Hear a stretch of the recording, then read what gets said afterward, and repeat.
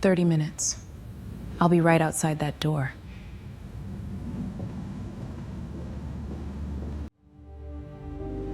Miss Osei, I don't believe we have an appointment. No, Mr. Greer. I needed to see you. I see. What is this about? I have the documentation, 1989, 1994, and October 1999 when your office received a report identifying my mother by name, address, and employer. And me. I'm not here to negotiate. I'm here to tell you this is over, and to give you the chance to decide how it ends. Fold it once. Put it in your bag. Walk out. There it is. Zola. For what it's worth, I told myself the searches had genuinely failed. For years, I told myself that there was nothing to find. And it took me longer than it should have to stop. And the words came out before she could stop them. 6 words, in a language she had not spoken out loud in years. A language she kept locked in a notebook and never brought into rooms like this one. And the most powerful man in the room stopped breathing. And 3 hours earlier, and Zola Osei had been standing in a service corridor on the east side of the Hargrove estate and looking at her reflection in the back of a silver serving tray and running through the rules. And keep your eyes down, keep your mouth shut, and never, under any circumstances, let them see you actually exist. She had learned these rules the way you learn things that matter. Not from a book, not from a class, and from watching her mother navigate the world for 24 years and understanding early that certain rooms required a particular kind of disappearing. It was not weakness. She wanted to be clear about that, at least to herself, and standing in that corridor with the sound of a string quartet drifting through the walls and the smell of expensive flowers, doing something aggressive to the air, Zola Osei was not afraid of the people in that room, and she just knew how rooms like that worked. She knew what happened to women who forgot to make themselves small in spaces that had not been built for them.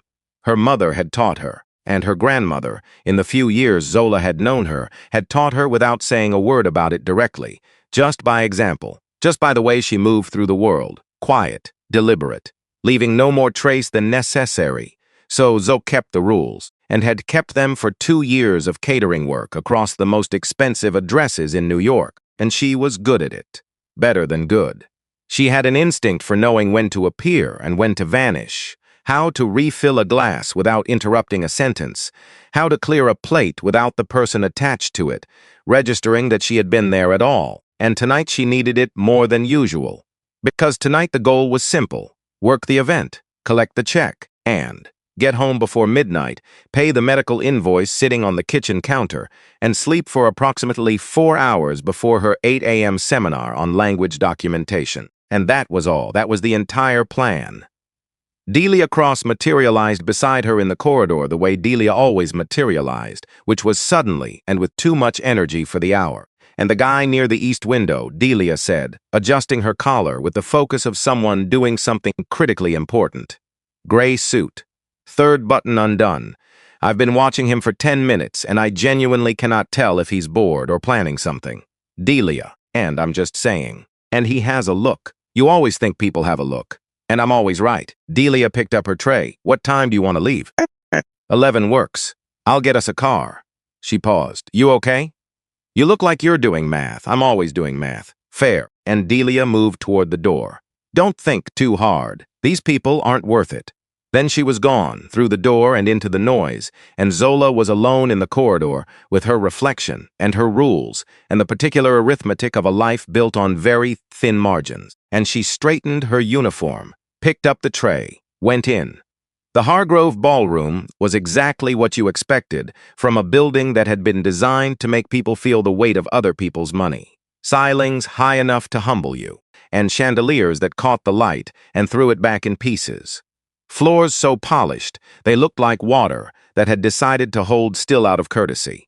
The guests moved through it in clusters, dark suits and jewelry that didn't announce itself because it didn't need to, and laughter in the practiced register of people who had learned to laugh at the right volume for the right rooms.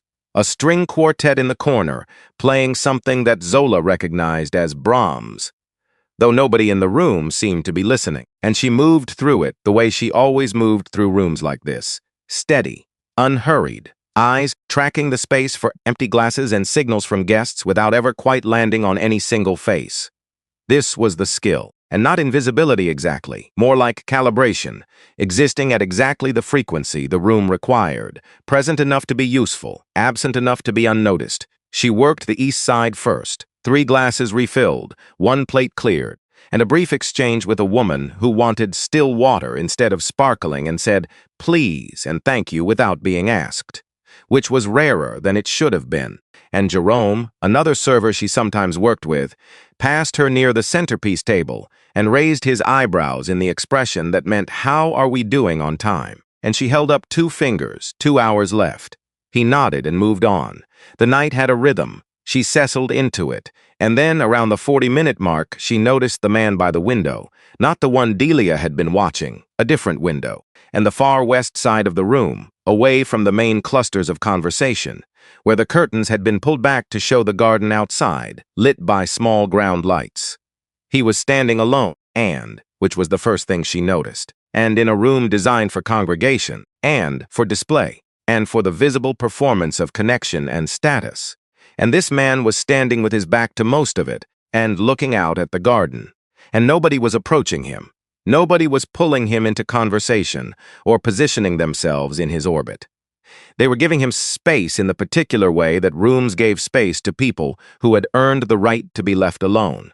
He was old, and 70 at least, silver-haired, and a dark suit that sat on him the way expensive clothes sat on people who had been wearing expensive clothes their entire lives, and which was to say naturally, and without self-consciousness, and as though the suit were simply a part of him, and not a choice he'd made that morning, and he had a glass in his hand he hadn't touched. She made her way toward him in the course of normal service, no particular intention, just working the room the way she always did, methodical, edge to center and back again, and she stopped at his left side. She started to say the standard phrase, the professional, practiced, frictionless phrase that she had said 300 times in 2 years and could produce without thought, and something happened. She did not know how to explain it afterward, and not to Delia, not to herself lying awake at 2 in the morning, not in any of the ways she tried to reconstruct the moment. There was something in the way he was standing, the angle of his shoulders, and the quality of stillness he had, which was not the stillness of contentment, but the stillness of someone who had been waiting so long they had forgotten what they were waiting for. It reminded her of her grandmother. That was all she could say about it. And it reminded her of Adwoa in the last years of her life, standing at the kitchen window of their apartment on Sunday mornings, looking out at the street below, with that expression that was not sadness exactly, but something older than sadness, and something that had moved past into a kind of settled understanding. And before Zola had decided anything, before she had made any choice at all, her mouth opened, and the words came out. 6 words in the Sicilian dialect of her grandmother's teaching, and the formal greeting for an elder, and the old construction that Adwoa had taught her when she was 5, and whispering it like a secret, and like something to be kept, and like something too precious for ordinary air. And the man stopped breathing, and she saw it happen. The arrest of motion. His hand, which had been lifting the glass toward his mouth, stopped in the air, and his shoulders, which had been carrying the particular tension of a man who had been holding something for a very long time, went rigid for 1 second, and then did something else entirely. They dropped. Slightly. Just slightly. Like something had been released, and he turned to look at her slowly. His eyes were dark, deep-set. The eyes of a man who had seen a great deal, and had organized most of it into a careful interior architecture that he did not generally allow other people to see. And right now that architecture had a crack in it. He stared at her, not with alarm, not with the particular wariness of a wealthy man being approached in an unexpected way, with something else, something she didn't have a name for in the first second of being looked at that way, and recognition maybe, or the ghost of it, she recovered first. "And I'm sorry to disturb you, sir," and she said, and back in English, and back in the professional register, and the tray steady in her hands, though something in her chest was not steady at all. "And can I bring you anything?" He didn't answer immediately. He was still looking at her, still doing that with his eyes that she could not name. "Where?" he said, and his voice came out rough.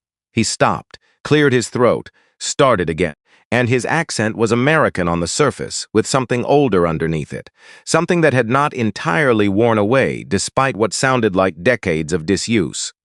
"Where did you learn to speak that way?" She knew she should deflect, and she knew the professional response, the way to close this conversation gently, and move on and let the moment dissolve into the noise of the room. Instead, she said, "My family, sir, a long time ago."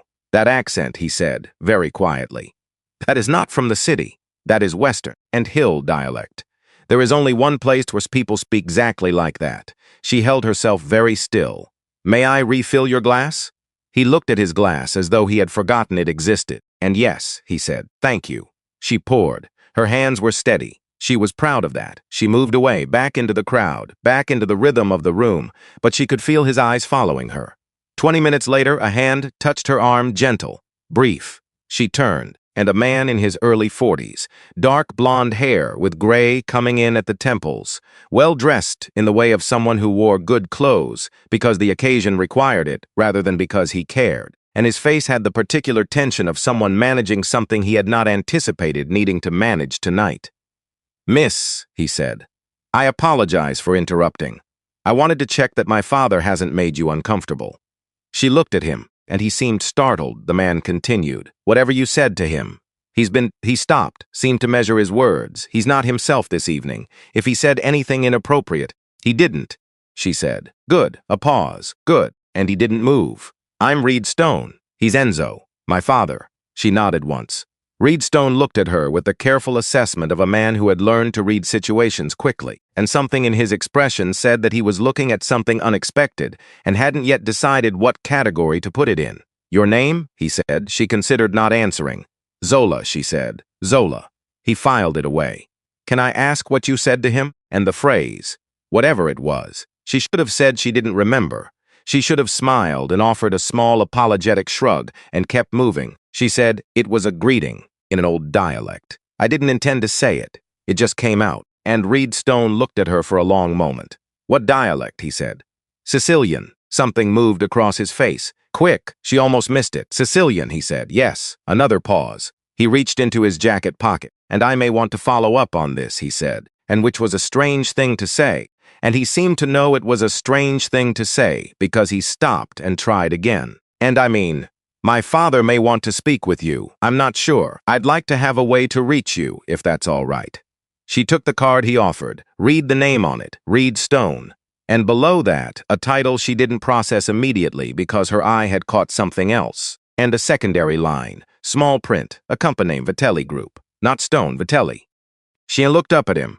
He was watching her face. She kept hers neutral. "Of course," she said. "Have a good evening." She walked back into the crowd, and she did not look at the card again until she was in the service corridor. And when she did, she looked at it for a long time. Vitelli. She knew that name. She did not know how she knew it, not immediately, not in the clear, conscious way of remembering something you'd been told, and it was deeper than that. The kind of knowing that lives below the level of deliberate memory, in the sediment of childhood, in the fragments that survive not because you held on to them, but because they had held on to you. She put the card in her pocket. She finished her shift, and she collected her payment from the event coordinator. She found Delia near the staff exit, coat already on, doing something on her phone with the absorption of a person who had mentally checked out approximately 40 minutes ago. "And, ready?" Delia said without looking up. "Yes." They walked to the car. Delia talked. About the event, about the guests, about the man near the east window who she had eventually determined was definitely planning something. Zola made the sounds of someone listening, and the city moved past outside the window. She was not thinking about the city. She was thinking about a name, and about a wooden box she had never been allowed to open. Her mother was asleep when she got home, and Grace Ossie slept lightly and badly, and had since the cardiac incident 18 months ago. So when Zola found her unconscious on the couch with the television running, she stood for a moment in the doorway and just watched her breathe. In, out. And her mother was 52 years old and looked it now in ways she hadn't always. The illness had done something to the quality of her rest, even when she was having it. She looked like someone doing the hard work of recovery, even in her sleep. And Zola turned off the television, covered her with the blanket from the back of the couch, went to her bedroom, did not sleep. She sat on the edge of her bed with her notebook open on her knees. It was a battered thing, this notebook. Corners soft from handling, and cover worn down to something between brown and gray. She'd been keeping it since she was 18, filling it with phrases from every language she studied. Spanish conjugations down the left margin, and French expressions she'd collected from library books. Half a page of Yoruba she'd learned from a woman at a church her grandmother had attended. 3 pages of Caribbean Creole, the kind of collection that looked like chaos from outside and made complete sense to her, and near the back, written in the careful letters of a 12-year-old who had found something important and wanted to preserve it correctly, was a section of Sicilian dialect, her grandmother's dialect, the Western Hill construction, and the old formal grammar that Edwoa had taught her in whispers, in the kitchen on Saturday mornings, in the particular private space of a grandmother and granddaughter, doing something they both understood was not entirely permitted. Her mother had not approved, and this had never been stated directly. But Zola had understood. Grace had understood the same thing about her own mother's silence on the subject of where she had come from, why she had come, what she had left behind, and some doors were not to be opened. And yet Edwoa had taught her granddaughter the language anyway, quietly, without explanation, as though she was filing something away for later without knowing when later would be. Zola looked at the words on the page, and looked at the card from Reed Stone, Vitelli Group. She opened her laptop, she typed the name. The results were what she had expected, and also somehow more than she had expected. A large company, import and trade, originally, now diversified into real estate and finance, and founded in the late 1970s by a man named, she scrolled a man who went by Enzo Stone, but whose original name, and mentioned in a single archived profile from a business magazine in 1989, and had been Enzo Vitelli, and born in western Sicily. Emigrated to the United States in his 20s, became a citizen in 1981, built a considerable fortune over 4 decades, Enzo Vitelli. She sat with that for a moment. Then she got up. She went to her mother's room, and Grace was still sleeping. The room smelled like the particular combination of medicinal things, and the lavender spray Grace used on her pillows that Zola associated completely and entirely with the feeling of being taken care of. And under the bed, pushed to the back, was a wooden box. Dark wood, small brass latch. Old in a way that wasn't decorative but functional, the way things were old when they had been used and traveled and survived the particular violence of a life that moved a lot. And Zola had known about the box her entire life. She had never opened it. Her mother had never said, "Don't open it." Not in so many words. But the box occupied a space in the household, the way certain things occupied space not hidden, and not displayed, and just present in the way of something that had status, and something that communicated its own importance through the gravity with which it was treated. And Zola sat on the floor beside her mother's bed, and she looked at the box for a while. Then she opened it. There were letters first, a small stack, rubber-banded, envelopes soft with age. Some were addressed to her grandmother, and some were addressed to a name Zola didn't recognize, which she realized after a moment was one of the names her grandmother had used when she first arrived in New York, before she settled into the identity that became permanent. There were 2 photographs, small, black and white, and one was of a woman Zola recognized immediately as Edwoa, and young in a way that was slightly startling, and standing somewhere with a brick building behind her, and smiling at the camera with the direct, an unapologetic expression that Zola remembered from the end of her grandmother's life. And the other photograph. She turned it over with both hands. 2 people standing in front of water. She could not see the water clearly, but something about the quality of light said it was not a lake or a river, the coastline of something larger, and the horizon behind them flat and infinite. A man, young, tall, dark-haired, hands in the way of someone who had not yet learned to be aware of it, and he was wearing a light-colored shirt with the sleeves rolled up, and he was looking at the camera with this expression that was halfway between serious and something that was trying not to be entirely serious. And a woman, young, dark-skinned, her hair wrapped in something that Zola could not make out clearly in the old image. She was not looking at the camera, she was looking at the man beside her, and the expression on her face was, Zola spent a moment looking at it, trying to name it, and it was the expression of someone who was completely, fully, dangerously present, who was there in that moment so entirely that nothing else existed.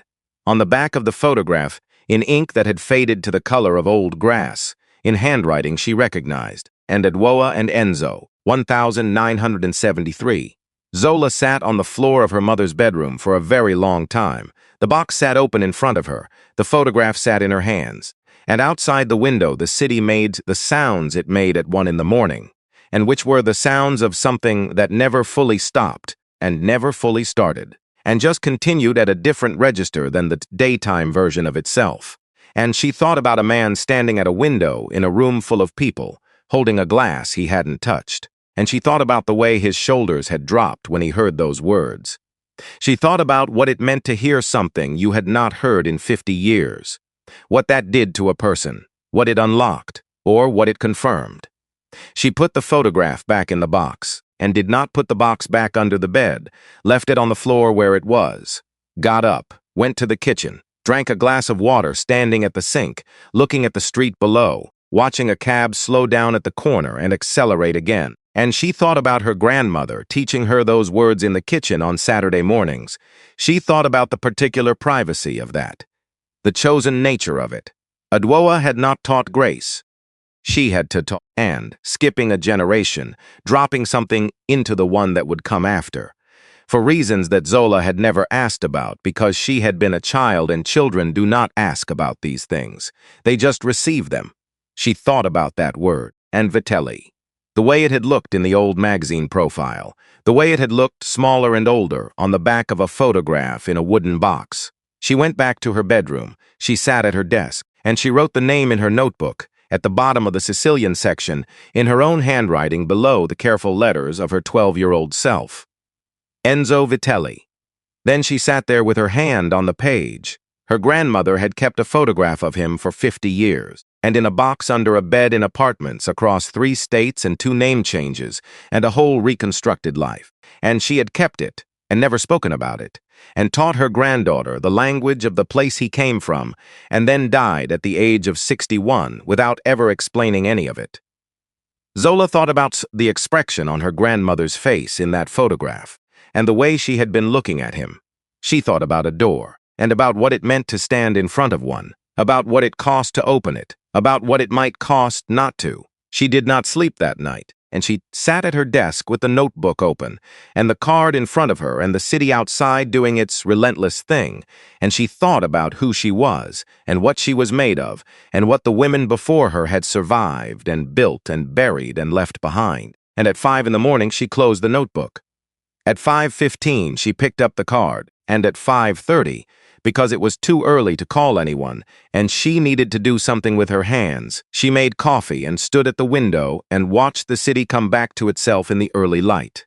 The way it did every morning, gradually and then all at once. And at 8 she texted Reed Stone's number, 4 words, "I need to talk," and the reply came back in under 2 minutes. Name the place. The coffee shop had no name on the door, just a number, 114, painted in small black letters above a handle worn smooth from years of use. And Zola had found it by accident during her first semester at community college, walking a route she didn't usually take because the subway had been down, and she'd been late and frustrated and not paying attention to where her feet were going. And she'd ducked inside for coffee and stayed for 2 hours because the booth in the corner was the right size for a person who needed to think. And the woman behind the counter refilled things without being asked, and nobody looked at her like she was supposed to be somewhere else. And she'd been coming back ever since. She got there 20 minutes before the time she'd given Enzo, sat in the corner booth, ordered tea she didn't particularly want, and tried to organize her thoughts into something that resembled a plan. And this was harder than it usually was. Zola was a person who organized things. It was the quality her professors noticed first, before they noticed the other things. And she could take a body of information and find its structure the way some people found shapes in clouds, automatically, without effort. Languages worked this way for her. Grammar systems, phonological patterns, the architecture underneath the surface of how people communicated, and she saw the structure. Right now, she could not find the structure, and because the thing she was sitting with was not a language problem or an academic problem. It was a family problem. And family problems had the particular quality of resisting organization precisely because you were inside them. You could not step back far enough to see the shape, and she wrapped both hands around the tea mug, breathed. The door opened at exactly the time she'd given him, which told her something, and a man who arrived exactly on time to a place like this, and in clothes like his, and with a security detail she could tell he'd left outside because she'd asked him to come alone, and was a man who understood that the terms of this meeting were hers to set and had decided, and consciously, and to accept that. And Enzo Vitelli looked smaller than he had at the gala. She'd thought about this the night before, lying awake, and she'd known it intellectually. Powerful men always looked smaller when you stripped away the context that made them powerful, but knowing it and seeing it were different. He was wearing dark trousers and a gray sweater, and his silver hair was slightly displaced from the wind outside. He looked like someone's grandfather who had taken a wrong turn and was quietly trying to figure out where he'd ended up, and he saw her. He stopped, just for a second. Just a small hesitation at the door, his hand still on the handle, his eyes finding her face across the length of the room. Something moved across his expression, and she watched him feel it, and then watched him contain it. The practiced compression of a man who had spent decades learning to manage what showed on his face. But it had been there. She had seen it. He came to the table, and he stood for a moment before sitting. Not from uncertainty, from something more deliberate. Like he was making sure he approached this correctly, and like he was aware that he did not have the right to simply sit down across from this young woman and begin talking, and was taking a moment to acknowledge that to himself. He sat. She waited. He looked at his hands, then at her. "You have her eyes," he said, quiet, and his accent was American on the surface and something else underneath, something that 50 years in this country had worn smooth but not away. "And your grandmother. The same shape, the same way of looking at something like you're deciding whether it deserves your full attention." Zola said nothing. The ceiling fan turned. Somewhere in the back a machine ran. A man at the counter read a newspaper without turning the page, and Enzo glanced toward the counter. "I should order something." "You can order after," she said. "I need you to talk first." He looked at her. Something very small shifted in his expression, and, not offense, something closer to recognition. "All right," he said. "I'll talk." He started with 1973, which made sense. 1973 was where the photograph had been taken, and 1973 was where everything in that wooden box had begun. He had been 25 years old. His family had sent him to New Orleans, and a business program. Trade connections his father was building in the American South, the kind of arrangement that wealthy families made with their youngest sons when they wanted them to learn the world's shape without risking anything irreplaceable. And he'd stayed in a boarding house on Magazine Street.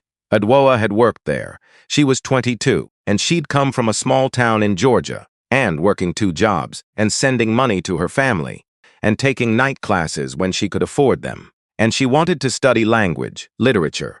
She had taught herself French from library books and was halfway through Spanish when they met. Enzo was quiet for a moment. Zola watched him do what people do when they go back to something they have been holding for a very long time, and not dramatic, not performed, just a man finding his way back to something real. "She was the live person I had ever been near," he said. "I had grown up around people who were very careful, who said only what was safe, and who performed their lives for audiences that changed but never really went away." A pause. Long enough to be real. Adwoa didn't perform anything. She was exactly what she was. Without apology, Zola's hands tightened on the mug, and she held her face still. They had fallen in love the way it happened when you were 22 and 25, and nothing in the immediate world felt more important than the person in front of you. Slowly first, then completely. And Enzo had kept it quiet, he said, and not from shame, but from the knowledge of what his family would say, and the cowardice of not being ready to hear it. And he said the word himself, cowardice, without softening it. His father had come to New Orleans in April, and 7 months in, someone had told him. Enzo never found out who. His father had arrived on a Wednesday morning and sat across from him in a room and spoken for 20 minutes without raising his voice once. "Come home." Marry the woman we've chosen, take your place, or lose everything, the money, the name, the future that had been built around Enzo Vitelli like scaffolding around something that hadn't yet decided what it was. As for Adwoa, his father had been precise about this, and if Enzo cooperated, she would not be touched. No interference with her work, her life, her family. She could continue exactly as she was, and you believed him, Zola said. Enzo did not answer immediately. I was 25, he said, and I told myself I was protecting her, and I told myself that my leaving was the thing that would keep her safe, and that if I stayed, and my family would make her life impossible, and if I left, and they would have no reason to touch her, and he looked at the table. That was what I told myself. Was it true? I don't know, he said. I've never been certain. What I know is that I also didn't want to lose everything I had been raised to expect, and I have never been fully able to separate those two things, and the protection story and the cowardice story. They've always been tangled. He looked at him. This was not what she had expected. She had not expected him to be this direct about his own failure, and she had prepared for justifications, for the particular eloquence that wealthy, powerful men developed for explaining why the things they had done had actually made sense. And she had not prepared for a 76-year-old man sitting across from her in a nameless coffee shop and refusing to make himself look better than he was. It did not make her trust him, not yet, but it made the conversation real. He had left on a Thursday, and he had not told Adwoa until the night before, and he had said things he knew were not true. All the things people said when they had already decided and couldn't stop themselves from speaking anyway. She hadn't cried. He said this quietly, as though it still surprised him. She hadn't cried, and she had looked at him and said, "You've already decided," not a question, and he hadn't denied it. He left in the morning. He didn't know she was pregnant. He said this twice, once in the middle of the story and once after, more carefully, looking directly at Zola. And I did not know when I left. I need you to understand that. Not because it changes the choice I made. It doesn't. But I need you to know it. She believed him. She didn't want to particularly. But she sat across from him and listened to the specific way he said it and believed him. "And did you look for her?" she said. "Yes, when?" 3 months after I returned home, I tried to write. The letter came back, and she'd already left the boarding house. He wrapped both hands around the coffee the waitress had set in front of him without him noticing. I hired an investigator in 1989.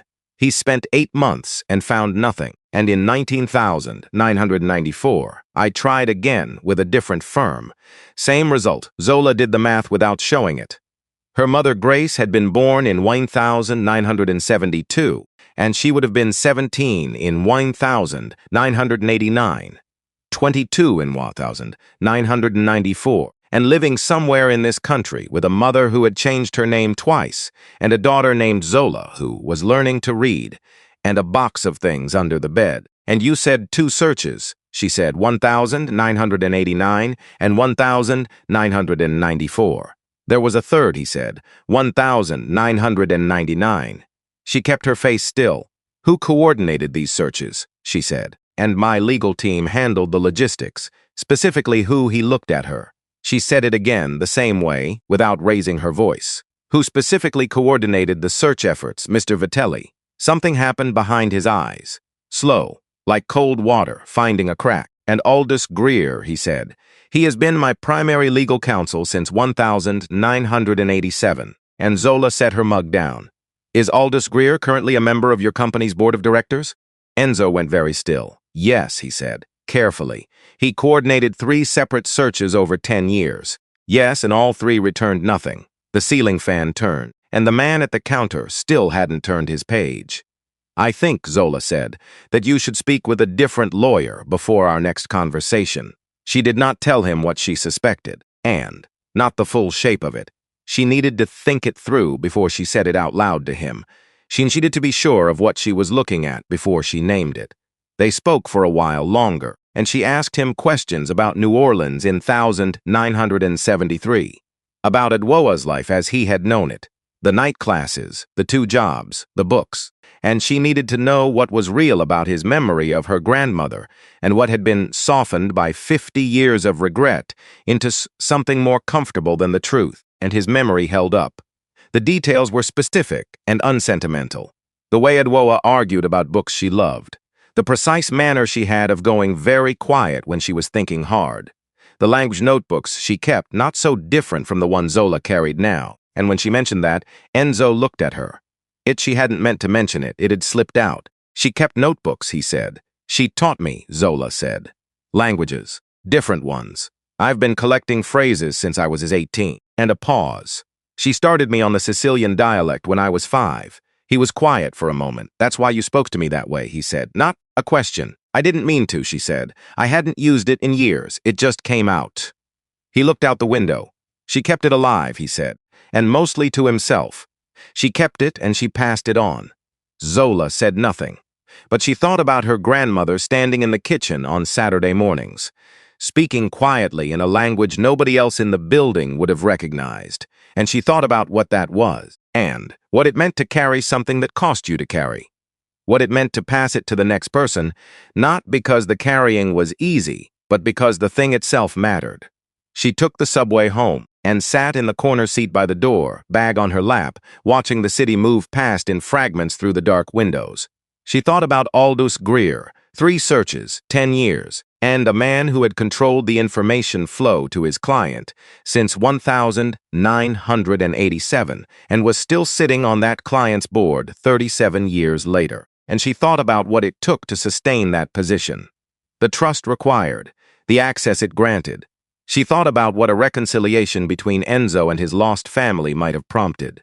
Questions about old decisions, reviews of old files, and the particular scrutiny that came when someone started looking backward through the years with new reasons to look carefully. A man in Greer's position would have had every reason to prevent that scrutiny. She didn't have proof, not yet, but she had a shape, and the shape of it was becoming clear. Grace was at the kitchen table when Zola got home, tea gone cold, the expression of someone who had been sitting for a while and was not going to mention how long. Zola sat across from her. I met him, she said. Her mother looked at the table, and he told me about New Orleans, Zola said. About her, about why he left. Grace was quiet. Did you know he tried to find her? And more than once, years of searches. Your grandmother knew, Grace said finally, quietly. Someone told her. And when I was about 8, she sat me down and she said that someone from her past had been asking questions and trying to find her, and that she had chosen not to respond, and that I was never to speak of it to anyone. And Zola looked at her mother. She knew he was looking, she'd said. She knew, and she chose not to. She had her reasons. And Grace looked up. Her eyes were tired in a way that wasn't about the hour. You have to understand what happened to her, Zola. Not just the story of it, the weight of it. And she was 22 years old, and she was alone in a country that had given her very few reasons to trust it. And she had a baby coming, and the man she loved had chosen everything he'd been born into over everything they'd built together. And a pause. She rebuilt herself from nothing, and she decided that the world that man came from was not a world she was willing to walk back into, that it would take more than it would give. Zola thought about her grandmother at 22, the specific courage of that, and the specific loneliness. I need to go see Pastor Oban, she said. Grace's hands tightened around her mug. Why? Because I think he knows things we don't. Her mother was quiet for a long moment. And then, Calvary Baptist, same place for 30 years. Zola nodded. She got up, put her hand on her mother's shoulder for a moment on her way past. Grace reached up and briefly covered Zola's hand with her own. Neither of them said anything, and sometimes that was the whole conversation. Calvary Baptist sat on a street that had changed significantly around it over the past 2 decades and had responded to this by not changing at all. Same brick facade and same wooden doors with the brass handles gone green at the edges. Same hand-painted sign above the entrance in a font that suggested someone had made it in 1987 and seen no reason to update it since. And Pastor Oban was in the front pew when she arrived, 80 years old. Built from something that looked older than oak, and he had known her grandmother from the early days, and before Grace was born, and before the name changes, and before the geography of a life constructed around not being found had taken its final shape. And he had been there when Adwoa arrived in New York with a suitcase, and no one who knew her, and had helped her find an apartment, and work, and a community, without once asking her to explain herself. and eaten Zola with the particular stillness of someone who had spent 50 years hearing the hardest people could say, and had learned that the most important response to hard things was to let them finish first. And they sat in the front pew because his knees didn't manage stairs well, and the office was upstairs, and he wasn't going to pretend otherwise. And she told him everything. He listened without interrupting. When she finished, he folded his hands in his lap and looked at the cross above the altar for a moment. She knew he was looking. He said, "My mother told me." "Did your mother tell you how she found out?" Zola shook her head. "And 1998, he said. A woman from the old neighborhood in Baltimore recognized her at a grocery store.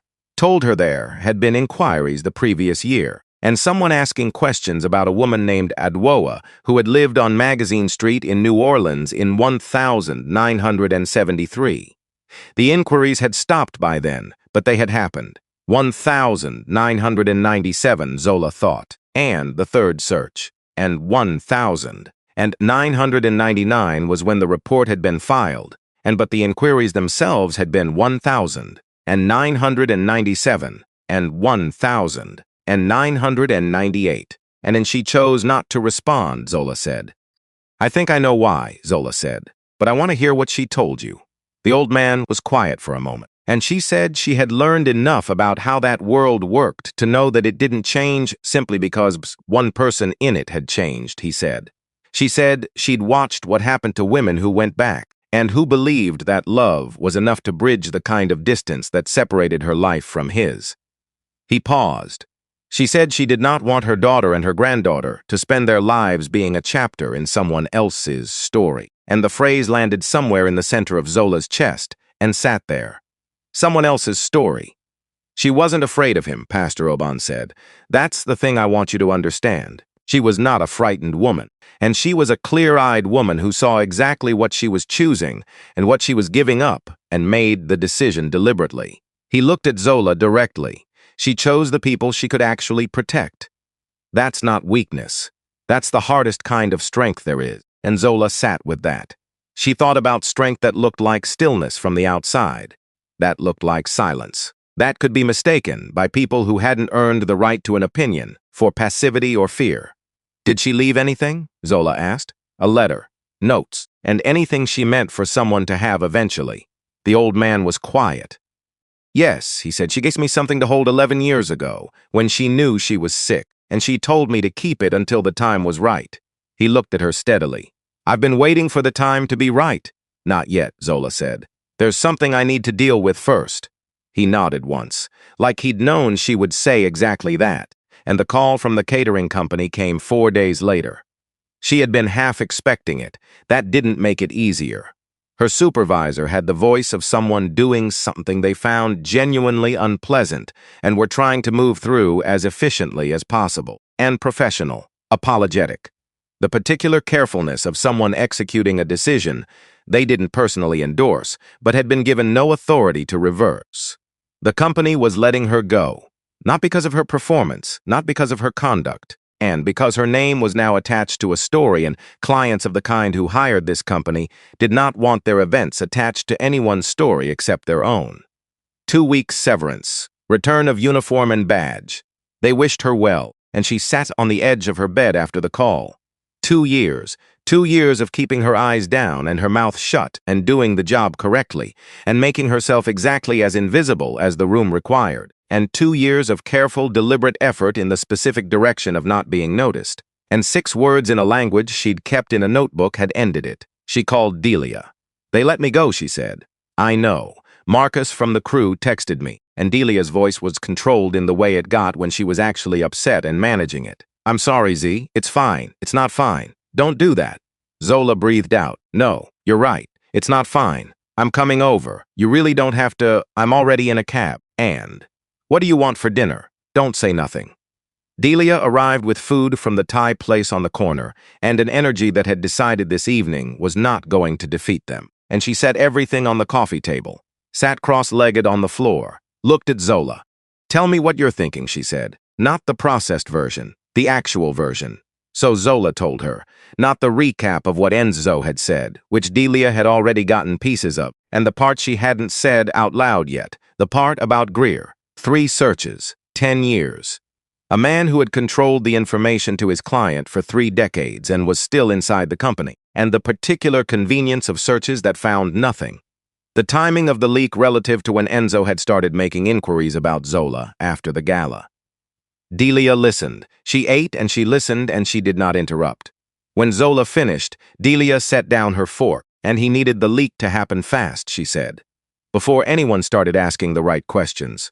Yes, if the story breaks as a scandal, you look like the problem. He stays invisible. And that's what I think. Delia was quiet for a moment. Then what are you going to do? I'm going to call Reed Stone. Delia looked at her steadily. And say what? That I know who leaked, and that I think he'll want to know too, because it's not just about us. Zola paused. And if Greer buried those searches for 30 years, that's not just a personal matter. It has legal implications for the company, and Reed runs the company. He was suspicious of you. He was. He might still be. Zola thought about Reed in the hotel corridor, the careful way he'd looked at her, the assessment in it, But he's also a man who has been sitting on a company that may have been managed partly through deliberate deception for 3 decades. When I tell him what I think, he's going to care, whatever he thinks of me. Delia pointed at her. And you know what you sound like? Don't. You sound like her, your grandmother. Delia picked up her fork again. That thing you do where you get very quiet and very clear. That's not you. That's something you inherited. Zola looked at the window, and she thought about a woman in a grocery store in Baltimore in 1998 being told that someone was asking questions, and then going home and making a decision. And clear-eyed, Pastor Oban had said, she saw exactly what she was choosing. And Zola called Reed at 9 the next morning. He answered on the second ring. Miss Ossie, neutral, waiting. I know who leaked the story, she said. A pause. Tell me. Not on the phone, in person. Somewhere neutral, a shorter pause this time. The library bar at the Park Hotel. And tomorrow morning. 7:30. I'll be there, she said. She hung up. Delia was in the kitchen doorway. He agreed, she said, without argument. Delia nodded slowly. And he already suspected something. Yes, Zola said. I think he's been suspecting something for a while. He just didn't have a direction to look. She slept that night. Not well, but she slept. 4 hours, which was enough to be functional. And she woke at 5 to the sound of her mother moving in the kitchen and lay still for a moment listening to the ordinary sounds of it. The kettle, the cabinet, and the particular creak of the 3rd floorboard from the door that had been creaking since they moved in, and that neither of them had ever had fixed because it had become, over years, the sound of someone home. And she got up. She and Grace drank tea at the kitchen table in the early morning light and didn't talk about anything important. Her mother mentioned a television program she'd watched.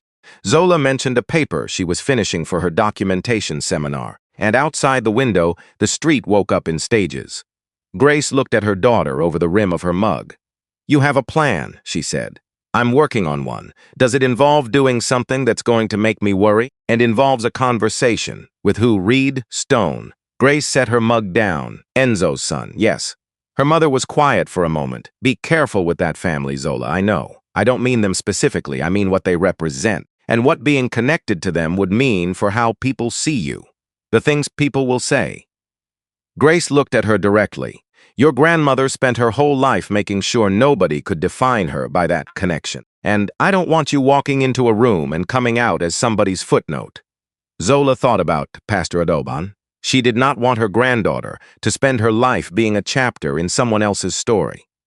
I'm not going to be anyone's footnote, she said, and Grace studied her face for a moment. Then she picked up her mug. Good, she said. Then go do what you're going to do. The library bar at the Park Hotel had the kind of hush that good hotels manufactured on purpose, and dark wood, low lighting.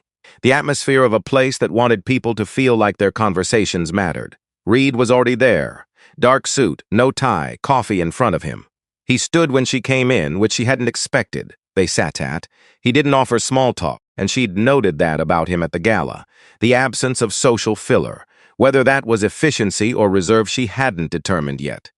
What do you have, he said. She laid it out. And the 3 searches, and 1,989, and 1,994, and the third in 1997 with a report filed in 1999, and the name Aldous Greer tied to each one. The timing of the leak, the pattern of a man who had managed the information to his client for 3 decades and had built a position of access and trust that a family reconciliation could put at risk. Reed listened, and she watched him, the way she watched people when she needed to read them. He listened like someone constructing something, and placing each piece carefully, testing it against the next. When she finished, he was quiet. "If this is accurate," he said slowly, "Greer didn't simply fail to find your grandmother. He actively prevented my father from finding her. That's what it looks like. For 30 years. Yes, and why? I don't know exactly," she said. "My best reading is that he had built something inside your father's organization during those years. Trust, access, a position that depended on remaining the only person who knew where all the old decisions were buried, and a reconciliation that prompted your father to look backward through old files with new questions would have been a significant threat to that." Reed looked at the table, then at her. Something in his face had changed from when she'd walked in, and the careful executive's surface was still there, but underneath it something else was visible. Something that had been held very tightly. "I want to see documentation," he said. She reached into her bag, put a folder on the table, and he opened it. She watched him read, watched his jaw tightened on the 3rd page, watched him set the folder down with the deliberateness of someone being very careful about what they did with their hands. "I'll need to verify these independently," he said. "Of course, and this will take a few days. Take what you need," she said. "But the story Greer handed to the press isn't going to stay in the shape he put it in indefinitely. And the longer the current version circulates, I understand." Reed looked at her. "Give me 72 hours. He held out his hand. She looked at it for a moment, shook it. His grip was brief and firm, professional. But when he withdrew his hand, he held eye contact for a second longer than was strictly necessary. And in that second, she saw something she hadn't seen in him before. It looked almost like relief, and like a man who had been sitting in a locked room for a long time and had just noticed the door wasn't actually locked. And she took the elevator down alone, stood in the lobby. 72 hours, no job, her mother recovering in a borrowed room, a folder of evidence handed to a man she didn't yet fully trust, and an old lawyer somewhere in this city who didn't know yet that the shape of his story was about to change. Her phone buzzed. "Delia, how'd it go?" She typed back, moving. "Delia, good, your mom is asking about you. Come home for dinner tonight. Real dinner." And she put her phone in her pocket, walked out into the street. The air hit her. October cold, the real kind, the kind that had finally meant it after weeks of threatening to. She stood on the sidewalk for a moment and let it land on her face. Around her, the city did what it did, and enormous and indifferent and entirely absorbed in its own business. She pulled her coat closed. She started walking. 72 hours. She'd done harder things with less. And Reed Stone called on the morning of the 3rd day. 6:58. Zola was already at the kitchen table with coffee she'd made at 5 and hadn't finished. She hadn't slept much, not from anxiety exactly, and more from the particular alertness of someone who knew something was about to shift and couldn't turn off the part of her brain that kept running the calculations. Her phone lit up. She picked up before the second ring. "I've verified the records," Reed said, and no greeting. Just the sentence, delivered with the flatness of a man who had spent 72 hours looking at something deeply unpleasant and had come out the other side with his conclusions in order. "You were right, there's more than what you gave me, and my team found documentation from the 1997 inquiry as well. An investigator submitted a preliminary report in October of 1999. The report was received by Greer's office." A pause, and it was never forwarded to my father, and Zola set down her coffee. "What did the report say?" "It identified a Grace Adwoa Coleman living in Baltimore, Maryland. Current address, current employer." Another pause, shorter. "It identified a daughter." The kitchen was quiet. "Your name was in the report," Reed said, and she didn't say anything. "You were 4 years old," he said, "and he had you. He had both of you. He had a current address, and he put the report in a file, and he told my father the search had found nothing. And something in his voice had changed from when she'd first called him 3 days ago. The careful executive neutrality was still there as a layer, but underneath it, something else had been sitting for 72 hours and had not improved with time, and my father spent another 25 years not knowing. Zola looked at the window. Outside, the street was doing its early morning thing. A woman walking fast with a coffee cup, a delivery truck idling at the corner, and the ordinary machinery of a city that did not know or care what was happening in this kitchen. "I want to move on this today," she said. "So do I. What does that look like from your end?" "I want Greer out, off the board, clean and permanent." A pause. But I need to be careful about how it's handled. He has relationships in this company that go back 30 years. If he thinks he's cornered, he may try to get ahead of it again and use outside channels the way he did with the press. "He won't," Zola said. "You sound certain."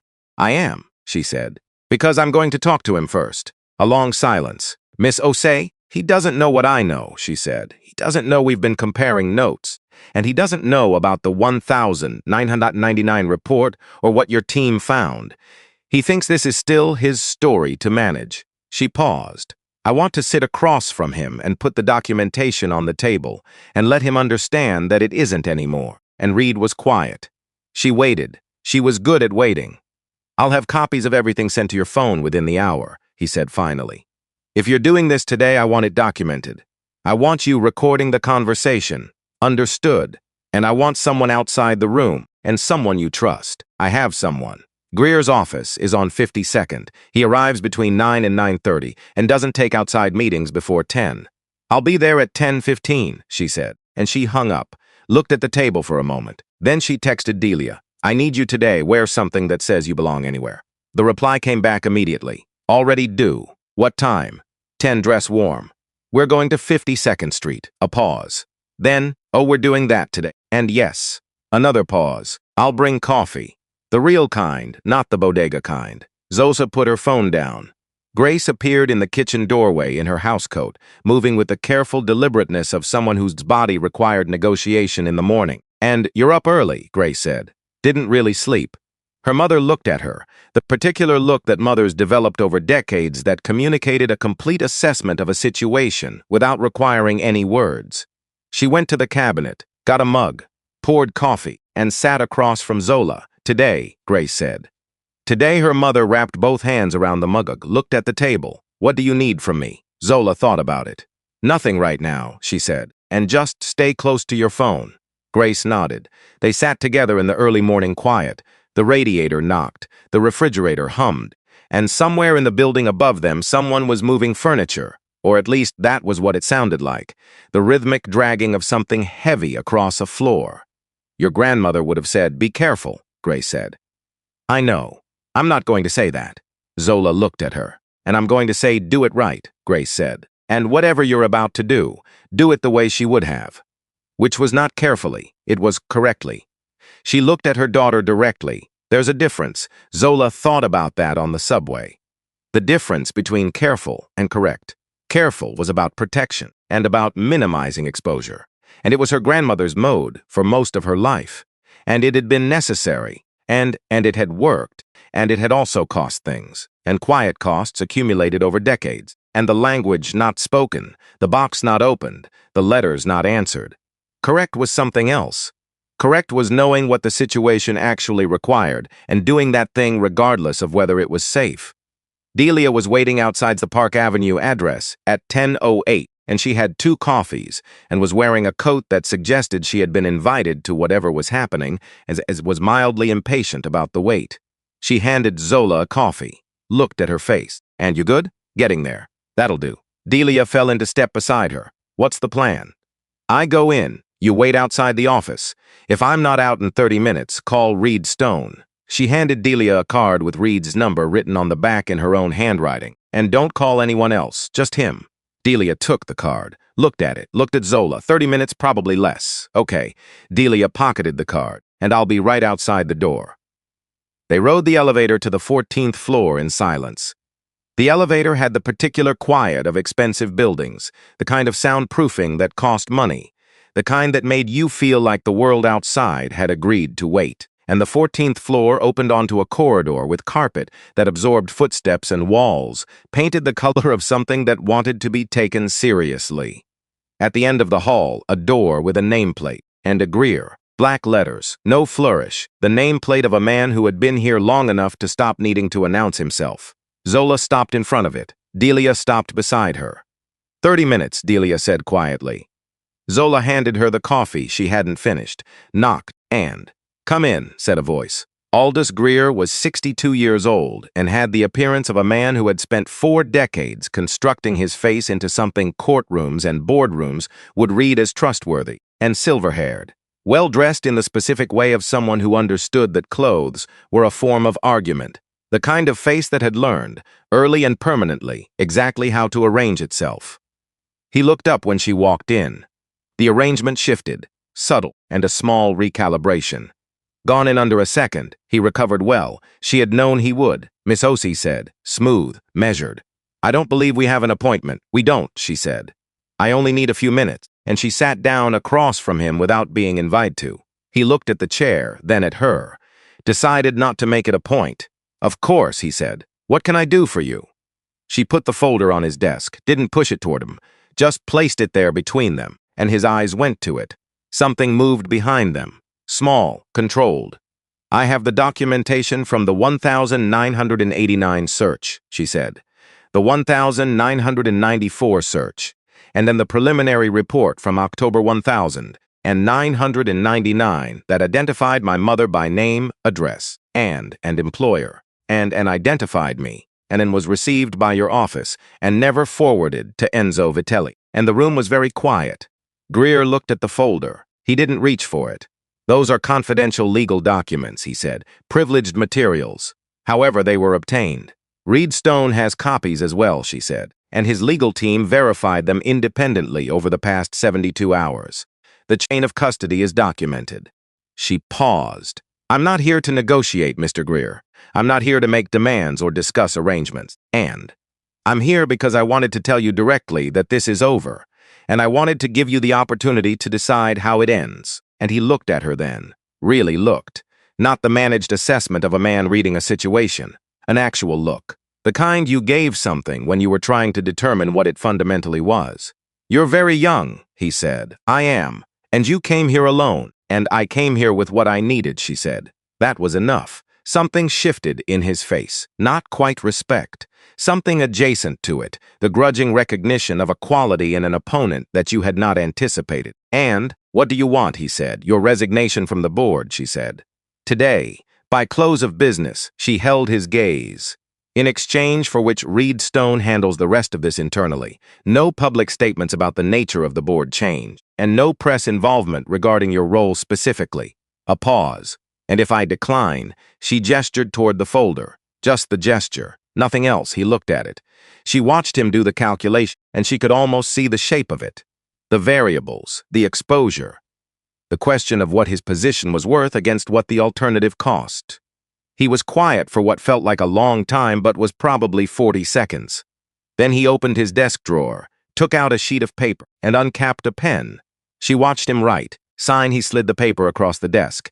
She picked it up, read it. It said what it needed to say, and she folded it once, put it in her bag. She stood to go. "And, for what it's worth," and Greer said, and she stopped, and not turning around, and just stopping. "And I told myself the searches had genuinely failed. For a long time I told myself that there was nothing to find, which was why nothing had been found." A pause. "It took me longer than it should have to stop believing that." She turned then, looked at him, and he was not asking for anything, and she could see that. He was not looking for absolution or understanding, or the particular relief that came from being forgiven. He was just saying a true thing in the way that people sometimes said true things when it was finally too late for them to matter. And she did not say anything. There was nothing she needed to say. She walked out. Delia was exactly where she'd said she'd be, and leaning against the wall across from the door, and arms crossed, and both coffees somehow still in hand, and watching the corridor with the focused patience of someone who had decided that whatever happened in that room, and she was going to be there when the door opened. And she looked at Zola's face, at the bag. "Got it?" she said. Pressed the button, stood side by side. "You okay?" Delia said. "Ask me in an hour. Fair." The elevator arrived. They got in. "I'm feeding you real food after this." Non-negotiable, okay? And then you're going to actually eat it. I know. And you're going to tell me everything. The doors opened on the lobby, and they walked out, and the October air came at them from all directions, and Zola stopped on the sidewalk and just stood for a moment with her face up. Cold, sharp, the kind of cold that was honest about itself. And Delia stood beside her and didn't say anything, and that was exactly right. She called Reed from the street. "It's done," she said. A pause. He signed. Signed. A longer pause. "I owe you an apology," Reed said. And she hadn't expected that. She didn't respond. "When my father first told me about you," he said, "what I assumed. I'm not proud of it. I treated you like a problem that had arrived without an appointment, and I was wrong about what you were." He paused. "And you've handled every part of this with more integrity than most people I've worked with for years." She looked at the street. A woman pushing a stroller, a man eating something wrapped in foil on a fire hydrant, and Wednesday morning, the city not caring at all. "Thank you," she said. "Let's move forward." A pause, and then briefly something that was almost a laugh. "Moving forward." "Yes." She hung up. Delia was looking at her. "Good, good. Food now, food now." They walked, and the Vitelli group issued a statement 3 days later. Reed's communications team had written it, and Reed had rewritten it himself, which she knew because he sent her a draft the night before it went out and asked if she had concerns, and she read it twice. It was precise and measured and said exactly what it needed to say without saying anything it didn't need to. It confirmed the family connection. It acknowledged that Enzo had searched for Adwoa and Grace for many years, and it expressed the family's wish to move forward privately. It mentioned a board change made for internal reasons and said nothing further about Greer. She had no concerns. It went out on a Thursday morning. The story lingered for about a week, and then it found its own level, which was down, because the story Greer had sold the press was designed for a specific narrative arc, and the statement had quietly removed the foundation from it. Without the conflict it had been built on, there was nothing to sustain the coverage, and other things happened in the world. The cameras moved on. The DNA results came back on a gray Tuesday. Zola picked up the envelope at the testing center, took it home, and sat at the kitchen table and did not open it for 15 minutes, just sat with it. Grace came in from her shift at 2 in the afternoon, still in her work clothes, and saw the envelope on the table. She sat down. They both knew what it would say, but knowing and knowing are different. There was the knowing that lived in the chest and in the wooden box, and in the photograph with its faded ink. And there was the other kind, and the official kind, the kind that existed on paper and could not be argued with. Zola opened it, read it, passed it to her mother. Grace read it, set it down carefully, put both hands flat on the table and looked at them. "Well," she said. "Yeah," Zola said. They sat with it, and then Zosa looked at the second page. The additional notation she hadn't been told to expect.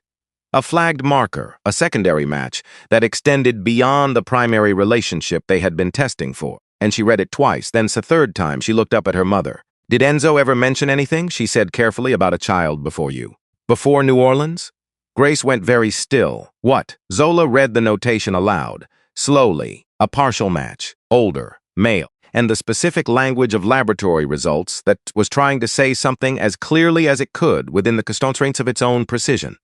A half-sibling, someone who shared Enzo's DNA but not Adwoa's, and Grace stared at the page. "There was a child before your mother," Zola said, gently as she knew how. "Born before Enzo came to New Orleans. The match is here. He's alive." She paused. "He's in Georgia. He's 53 years old, and he doesn't know." And Grace put one hand over her mouth. She was quiet for a long time. "Enzo doesn't know either," Zola said. "Based on everything he told me, he had no idea this child existed. And the match is through his side, not Adwoa's. This is someone from before." Grace's hand was still at her mouth. She said, "Barely a word." "A half-brother," Zola said. "We have to tell Enzo." "Today," Grace said. "Yes." They called him that afternoon. He came within the hour, and came into the borrowed apartment, and sat in the chair across from them, and waited with the particular stillness of a man who had learned from long experience that when people called with that tone in their voice, you sat down and you prepared yourself, and you waited to hear it. And Zola told him. She said it plainly, gave him time between the pieces.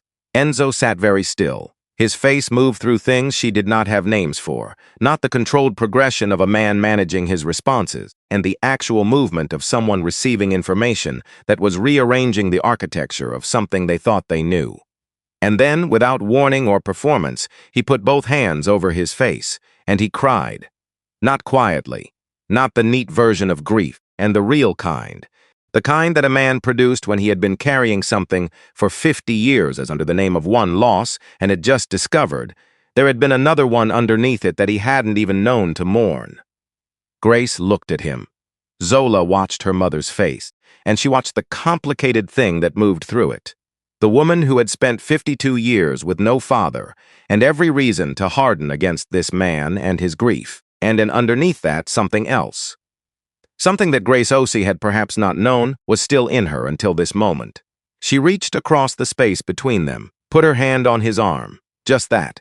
He looked at her hand, covered it with his. Neither of them spoke, and Zola's looked at the window. Outside, the city moved, buses and pigeons, and a man on the corner selling something from a cart, and the whole enormous, unconcerned life of a place that had been here before any of them and would be here long after. And she thought about what it meant to find out you had been missing, something you never knew was missing.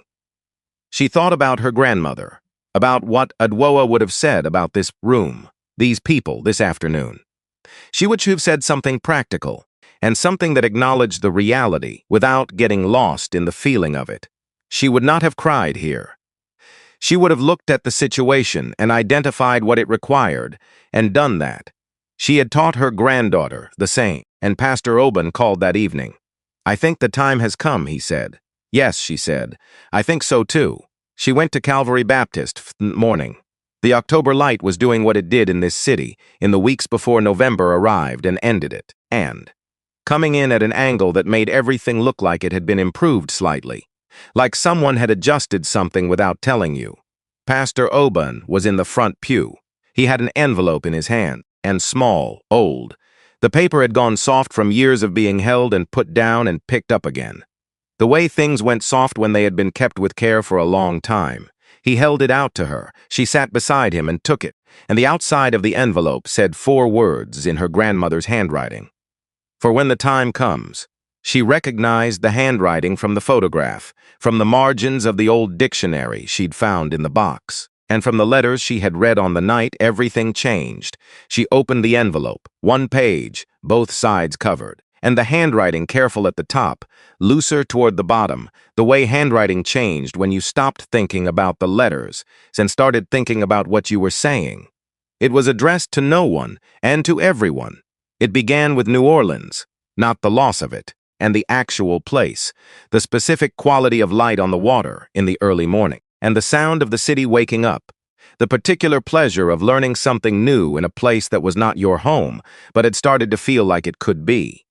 It talked about grace, about the specific triumph of watching someone become entirely themselves, and about the way her daughter had walked through a world that had given her complicated odds and had done it with a dignity that Adwoa said she could not entirely claim credit for, because Grace had made herself. And then it talked about a granddaughter, not by name, but in a way that was unmistakably specific. A girl, Adwoa wrote, who would collect languages the way some people collected objects, and who would understand instinctively that the way people spoke was the truest map of who they were, and who would have, and in Adwoa's estimation, and an unfortunate tendency to get attached to things that couldn't be helped, and which was not a criticism but a description of someone who was fully alive, and Zola's throat tightened. She kept reading. Near the middle of the second side, 3 lines in the Sicilian dialect, written phonetically, the handwriting of someone who had learned the language by ear and was spelling it the way it sounded to her. Zola read them quietly, and they translated, and roughly and imperfectly too, and I do not go back. But I do not forget, both of these are love. The letter ended simply, no signature, just a final sentence. I taught her what I knew so that she would know where she came from, and not to look back, to stand. Zola sat in the front pew of Calvary Baptist and held the letter in both hands and let the silence of the church be what it was. Pastor Oban did not say anything. He understood that some moments did not need a word added to them, and after a while she folded the letter carefully along its original creases. Put it back in the envelope. Put the envelope in her bag, close against her side. And she was right about you, Pastor Oban said finally. Everything she wrote, she was right. Zola looked at the cross above the altar. She was right about most things, she said. Yes, he said. She was. She sat with him for a few more minutes, not talking, and just sitting in the particular piece of a space that had held a lot of grief and a lot of hope over the years, and had learned to hold both without favoring one over the other. And then she hugged him, which surprised him slightly, and left. The dinner between Grace and Enzo happened the following Sunday. Not at a restaurant, not at the borrowed penthouse, and at the church hall at Calvary Baptist, because Grace had said she wanted neutral ground and neutral ground. For Grace, OC meant somewhere with folding chairs and industrial carpet and coffee made in an urn that had been making coffee since approximately 1994, and Pastor Oban made the coffee himself. Delia came because Grace had asked her to, and because Delia had the quality of making difficult rooms slightly more bearable just by being in them. And Enzo arrived first. He was wearing a plain coat and carrying flowers he had clearly bought from the Korean grocery, 2 blocks from the church, because the petals had the slightly uncertain look of flowers that had not expected to be purchased today. Zosa looked at the flowers. And you didn't have to bring anything, she said. I wanted to bring something expensive, he said. Then I thought that would be the wrong thing. You thought correctly. He almost smiled. And when Grace walked in, she stopped at the door. Enzo stood up. They looked at each other across the length of the church hall. 52 years. Not in the same room. Not in the same city. Not, for most of it, aware of each other's existence in any form that was actionable. And now here, folding chairs and industrial carpet and coffee in an urn. Grace walked toward him, slowly, the walk of someone crossing a distance that was both literal and not, and she stopped in front of him. He held out the flowers. She took them, looked at his face for a long moment. You look like someone I've seen in a photograph, she said. Except older. Considerably, he said. Sit down, she said. He sat. She sat across from him, and they talked, and not the dramatic version.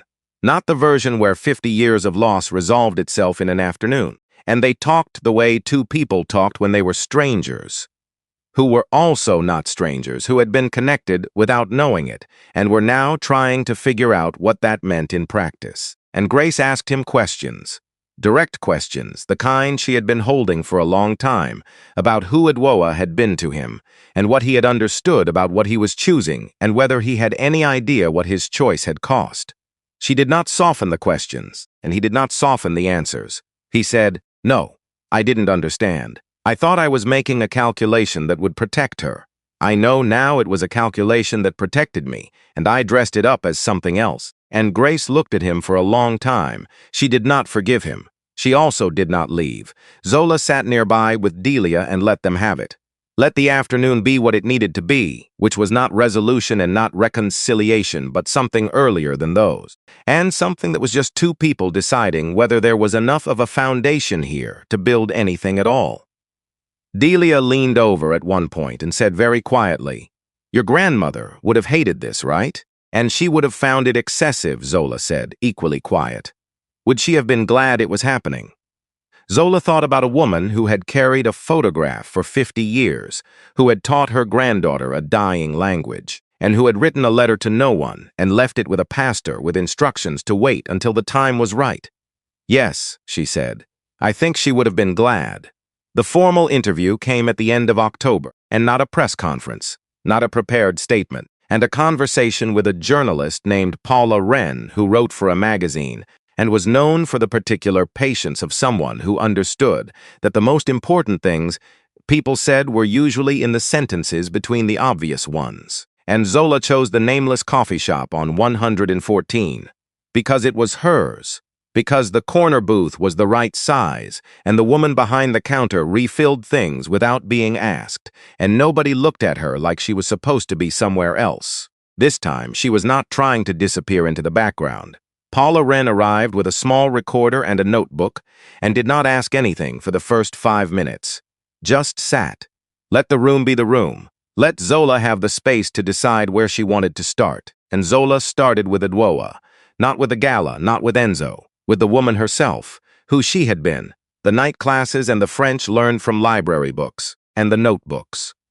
The way she made tea too strong and was entirely confident it was correct regardless of evidence, the Saturday mornings with the language lessons, and the particular quality of her grandmother's presence, which was not soft exactly, but was warm in the way that something deeply rooted was warm, from the ground up. And Paula Wren wrote it all down and asked questions that stayed close to Zola's answers, questions that opened rather than redirected. They talked about Grace, about what it had meant to grow up with a secret in the house that nobody named, and about understanding only now the specific courage of what her mother had done, which was to raise a daughter in the shape of her grandmother's strength without ever explaining where that shape came from. They talked about the night of the gala, and about what it had felt like when the words came out, the surprise of it, the recognition in Enzo's face, and the way a moment could arrive that was both completely unexpected and somehow inevitable, like something that had been arranged by the logic of time rather than by anyone's intention. And Paula Wren asked about Greer. Zola said that situation was resolved internally and moved on. Paula did not push. She was too good for that.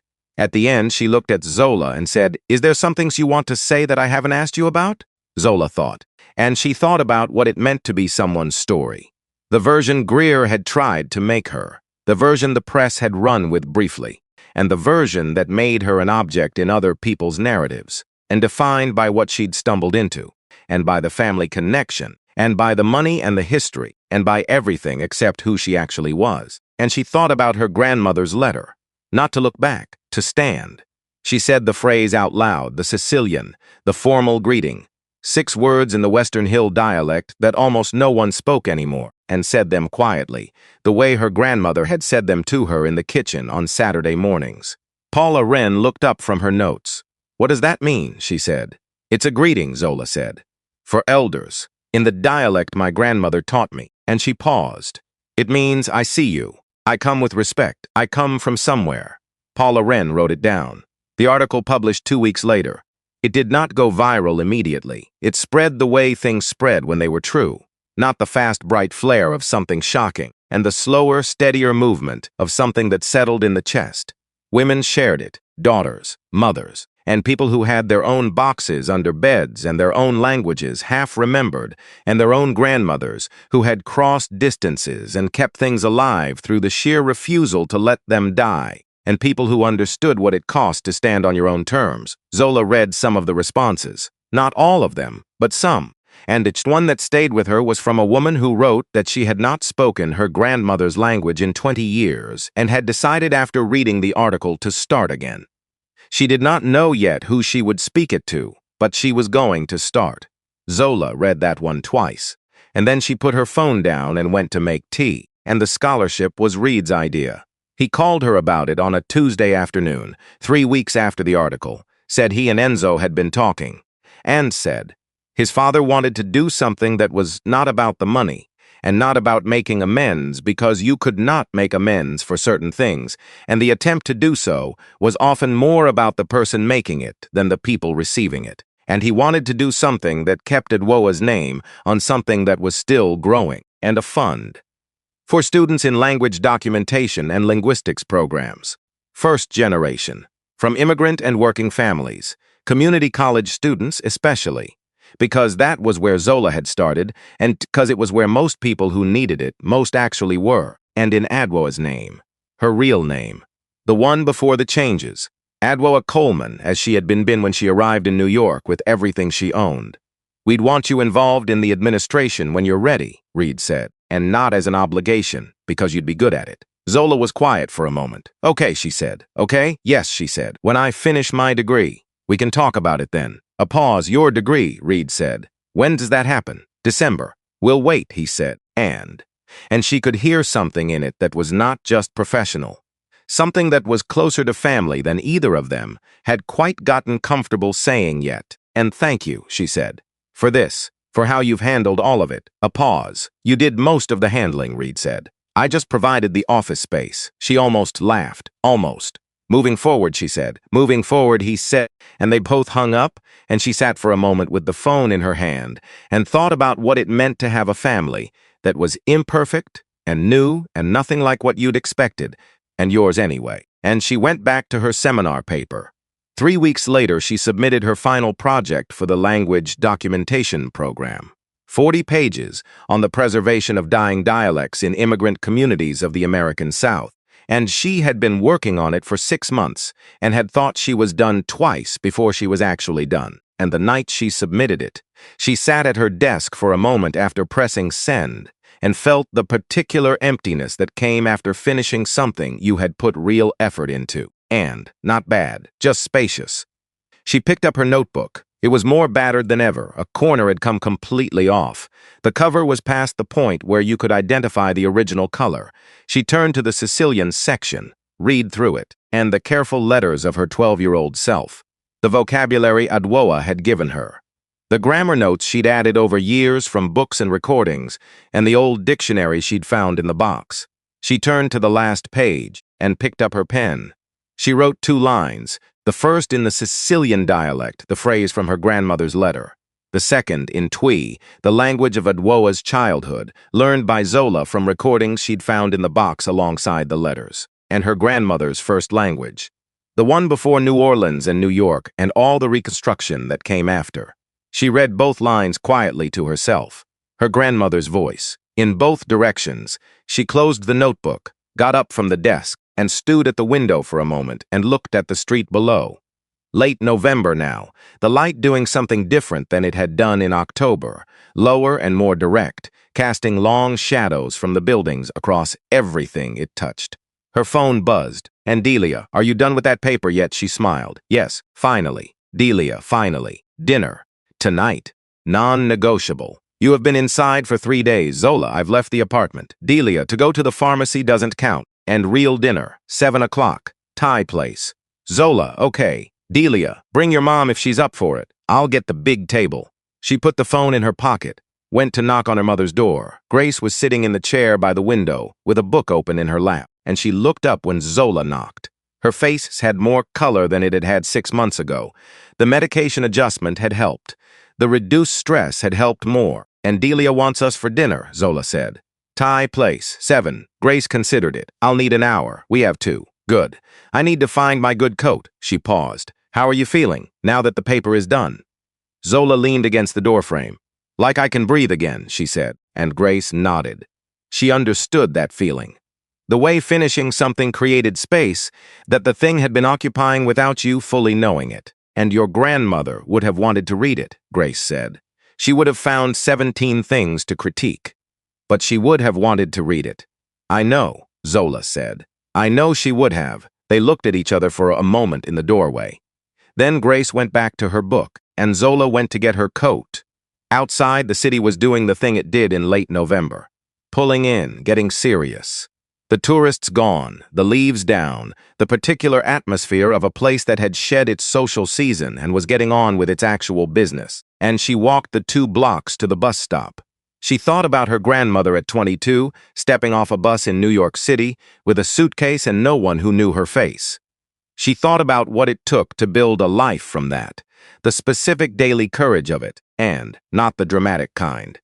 The kind that showed up every morning and made tea and went to work and kept a photograph in a box and taught a granddaughter a language that connected her to something she hadn't been able to keep. And then she thought about what it meant to carry that.